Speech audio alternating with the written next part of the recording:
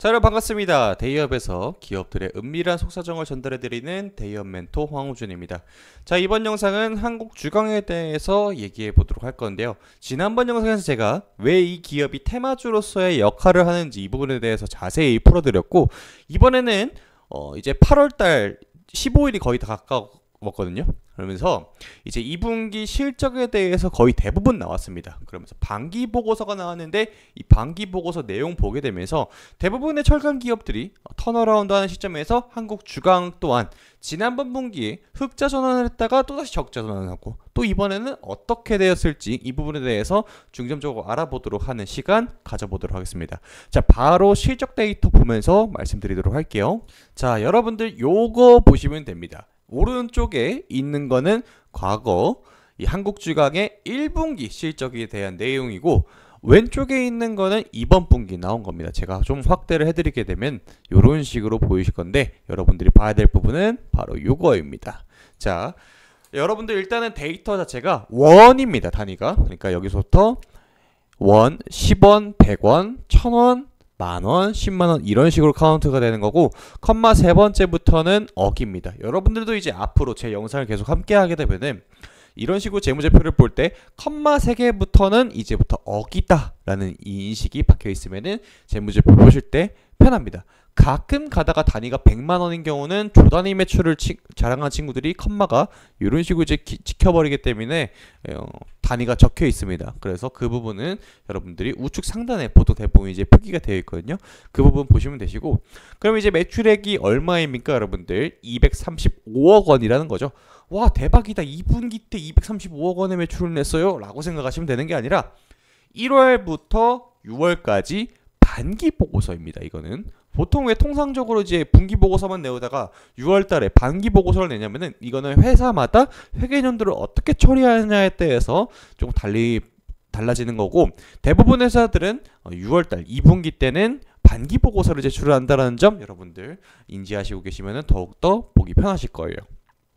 자, 봅시다. 내용을 한번 확인해 보게 되면은 매출액이 235억 원이 발생을 했네요. 그러면은 1월부터 6월까지의 장사를 이 정도로 했다라는 데이터인데, 여기에는 1분기 데이터도 있고 2분기 데이터도 같이 포함이 되어 있겠죠. 자, 그러면은 위에 넘어가서 지난번 분기 데이터를 보면 돼요. 아까 235억 원이었죠. 그러면 이걸 빼줘요. 235.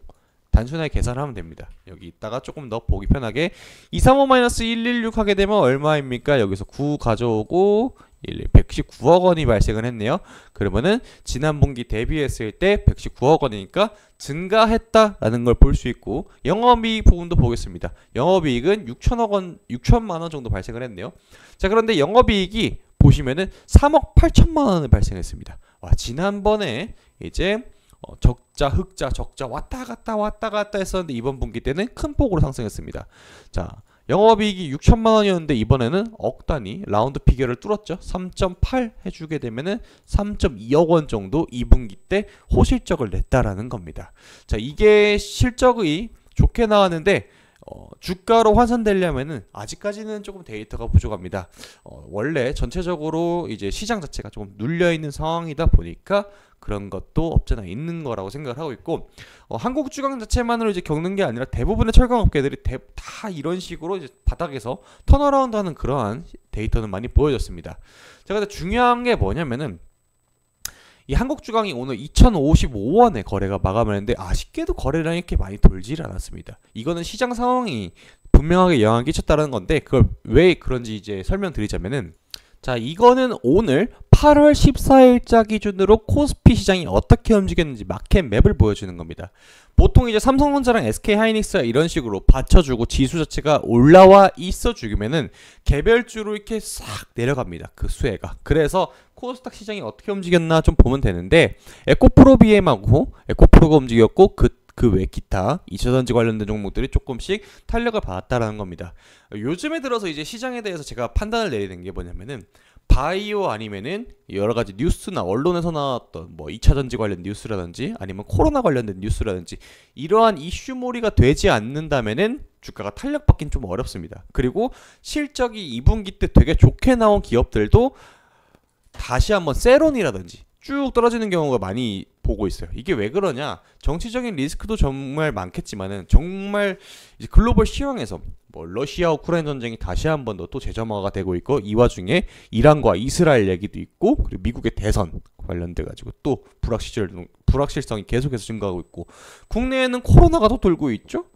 그런데 유가는 잡히지도 않고, 인플레이션에 대해서 미국 시장에서는 다행히 고용에 대한 데이터 아니면 물가에 대한 데이터가 인플레이션이 잡혀간다라는 내용들밖에 없는데, 이게 막상 그렇게 돼서 증시가 올라가느냐라고 또 보기에는 좀 애매하다라는 거죠. 그래서 외국인 투자자라든지 아니면은 직접적으로 시세 자체를 끌어올리는 어떠한 세력들이 받쳐줘야 되는데 그 받쳐주기가 않습니다. 그래서 단기적으로 시세 차익이 계속해서 나오는데, 철강이라는 이 섹터 자체가 여러분들 워낙 대내외적인 글로벌 이슈의 매크로에 정말 많이 민감하게 반응하는 섹터이기 때문에 아마 그러지 않나라고 생각을 하고 있습니다. 그럼 이게 언제쯤 해소가 되느냐, 이거에 대해서 좀 얘기를 하려면은 이 미국의 대통령 후보들에 대해서 어떻게 이제 결과가 나오는지가 상당히 중요하다고 생각을 합니다. 사실 철강 기업들이 전부 다 이제 힘들어하는 이슈가 미국의 관세 정책인데, 이 미국의 관세 정책이 지금 슈퍼 301조라고 해갖고, 바이든 정부에서 중국산 철강이 미국에 들어올 때 관세를 기존 대비해서 3배 정도 이제 인상을 했습니다. 이 기조가 왜 계속 장기화가 될 전망이냐면은, 우측에 보이는 후보는요, 카멜라 해리스라고 지금의 부통령을 하고 있어요, 미국에. 근데 이 친구가 바이든의 뒤를 이어서 나온 사람이죠. 그래서 바이든 정부가 내렸던 그 행정처분은 계속해서 그대로 끌고 갈 가능성이 매우 높다라고 점철되고 있고, 반대로 트럼프를 생각해 봅시다, 여러분들. 여러분들의 인식에서 트럼프는 어떤 사람입니까? 되게 강경하고 급진적이고 뭔가 돌발적인 행동을 많이 하고 일론 머스크랑 결이 맞는 사람이잖아요. 이 친구들은 중국을 되게 싫어합니다. 그래서 중국을 싫어하는 것도 한몫하지만, 물론 지금 트럼프는 중국을 싫어하지만은 대내적으로 티는 안 나지만은 일론 머스크는 중국을 조금 좋아하는 그런 행동을 보이고 있어요. 아무튼 anyway, 트럼프 같은 경우는 미국의 자국 우선주의가 매우 강한 사람입니다.